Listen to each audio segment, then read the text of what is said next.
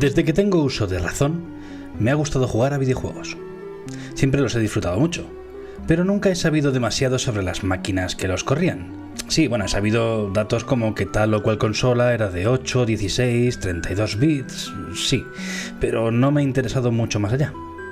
Hoy comienzo una serie de vídeos con la que pretendo aprender un poco más sobre estos cacharros que tantas horas de diversión me han brindado. Incluso conocer algunos que nunca he probado. Es más que probable que me equivoque en alguno de los datos que exponga, sí. Os ruego que utilicéis la caja de comentarios para hacérmelo saber. Yo os pido perdón por adelantado. Y hecha la presentación, solo me queda empezar. ¿Vamos allá? Acompañadme a la primera parada de Back to the Chip.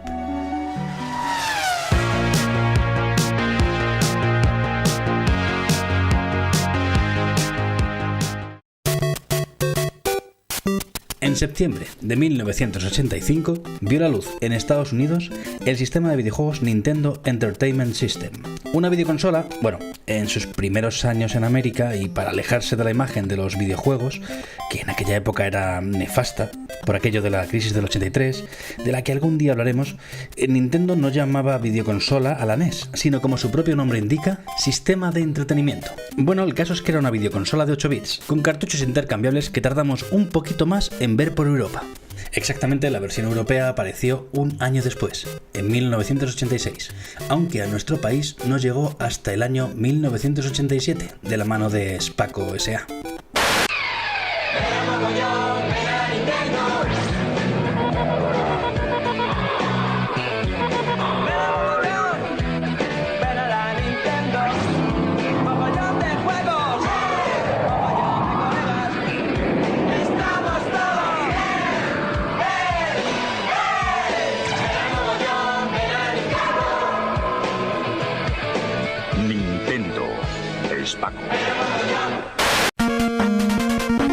Esta NES no era más que una adaptación a Occidente de su homóloga japonesa, la Family Computer o Famicom, que apareció en 1983 y sus diferencias con NES son, aparte del diseño de la carcasa, mucho más llamativo en su versión nipona, que los cartuchos de ambas eran diferentes. Los cartuchos de juego de Famicom contaban con 60 pines a diferencia de los 72 pines de los cartuchos de NES.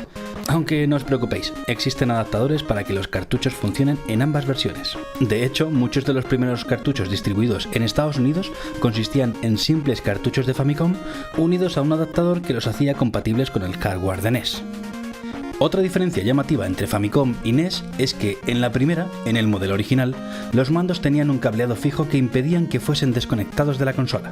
Pero aparte de estas y algunas otras pequeñas diferencias, NES y Famicom poseen esencialmente el mismo hardware. Ojo, no es idéntico, pero como digo, esencialmente es el mismo.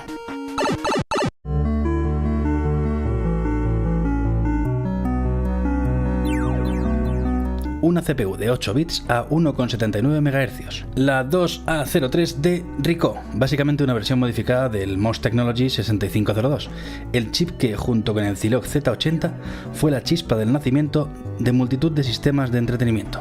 Una ROM de 4K, 2K de memoria RAM y 2K de memoria VRAM. La NES tiene una paleta de 64 colores, aunque solo 54 son útiles, y es capaz de mostrar 13 de ellos a la vez en pantalla. También es capaz de mostrar 64 sprites de 8x8 u 8x16 píxeles simultáneos en pantalla. En cuanto al sonido, la CPU incluye un PSG o generador de sonidos con 5 canales de audio, 2 de onda cuadrada, 1 de onda triangular, 1 de ruido blanco y un PCM digital.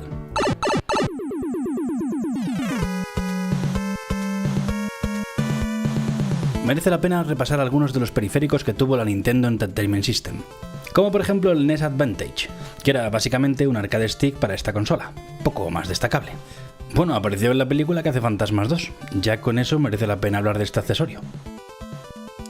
La Zapper, conocida en Japón como Famicom Light Gun, era una pistola de luz que nos permitía disparar a diferentes objetos que aparecían en la pantalla en juegos como Duck Hunt, Hogan's Alley, Operation Wolf o el simpático Gumshoe.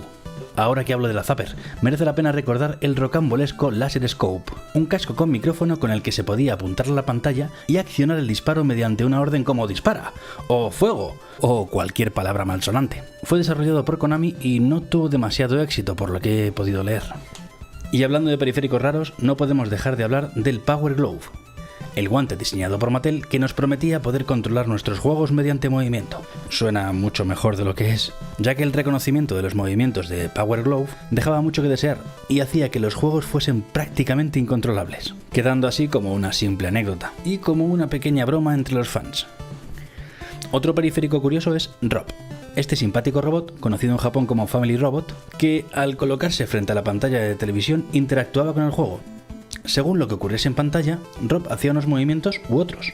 Solo fue compatible con 2 títulos, Gyromite y Stack Up, pero fue muy importante para el éxito de NES en Estados Unidos, ya que, como hemos dicho, tras la crisis del videojuego de principios de los 80, los vendedores eran reacios a vender videoconsolas, pero vieron que se podía vender muy bien este robot de juguete y el resto es historia. Quizás por eso Nintendo le tiene a Rob especial cariño y no dudan en incluirlo en sus juegos en cuanto pueden. Lo hemos visto en Super Smash Bros. Para Wii U o en Mario Kart DS, por ejemplo. Hubo varios periféricos exclusivos para Famicom que no vieron la luz fuera de Japón y que merecen aparecer aquí por su interés, como el Famicom Modem, que conectado a la consola permitía acceder a un servidor en el que había información de la bolsa, del tiempo, de las apuestas de caballos y permitía ver trucos para los juegos e incluso se podía conseguir contenido descargable para estos. Ojo, en 1988. Increíble. Y por último existió el Famicom Disk System, una unidad que se conectaba en la base de la consola y que permitía cargar los juegos desde disquete en lugar de los cartuchos. Esto tenía bastantes ventajas. Los disquetes eran más baratos e incluso se llegaron a lanzar versiones de juegos como Metroid o Kid Icarus en las que se podían guardar el progreso. A pesar de que fue anunciado para los Estados Unidos, incomprensiblemente nunca salió de Japón.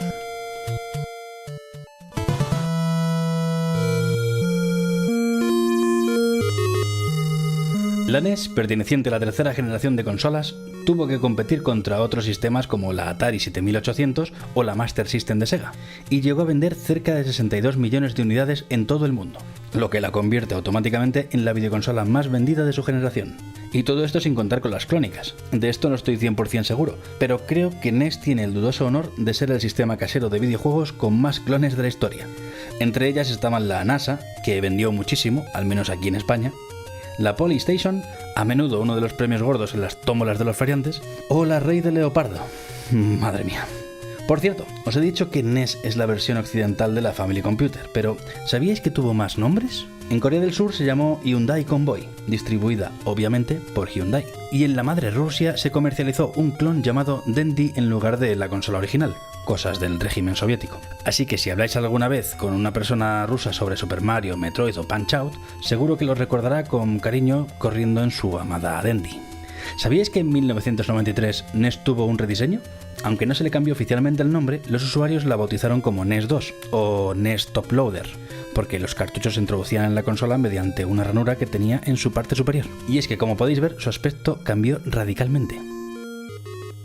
En 1990, Nintendo organizó una gira por los Estados Unidos en la que se desafiaba a los jugadores a completar varios niveles de Super Mario Bros., Rat Racer y Tetris en menos de 7 minutos. En este campeonato itinerante, llamado Nintendo World Championship, se utilizaba un cartucho para la prueba, un cartucho que contenía dichos juegos. Solo se fabricaron 116 unidades de este, y se repartieron entre los finalistas y ganadores del campeonato. ¿Por qué hablo de esto? Pues porque la versión dorada de este cartucho, aún más rara, ya que la produjo la revista Nintendo Power y solo hizo 26 copias, se considera como el juego más caro del sistema, llegándose a vender en subasta por $100.000. Ahí es nada. Y hablando de juegos, aquí os dejo con una lista de los 10 juegos que, según un servidor, definieron a este sistema. 10 juegos que definieron a Nintendo Entertainment System.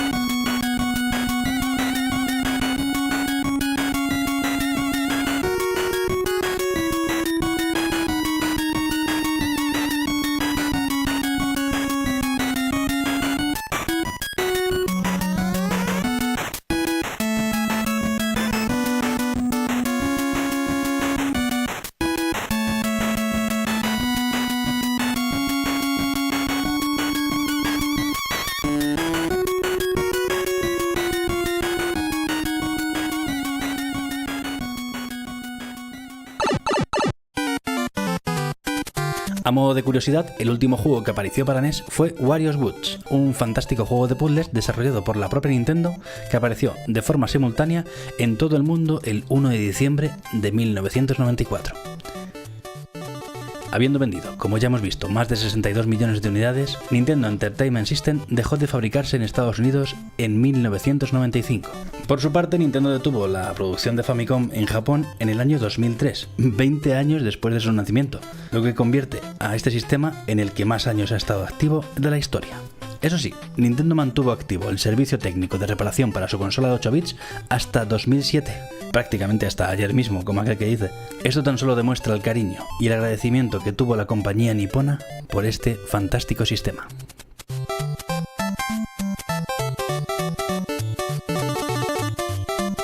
Y por hoy poco más. Espero que no os hayáis aburrido mucho y que el vídeo os haya entretenido al menos un rato. Ya tengo otro Back to the Chip en la recámara. ¿Adivináis de qué consola? Y ya sabéis, si os ha gustado, pues eso, suscribíos al canal y ya sabéis lo que se suele decir. ¡Hala, venga! ¡Hasta luego!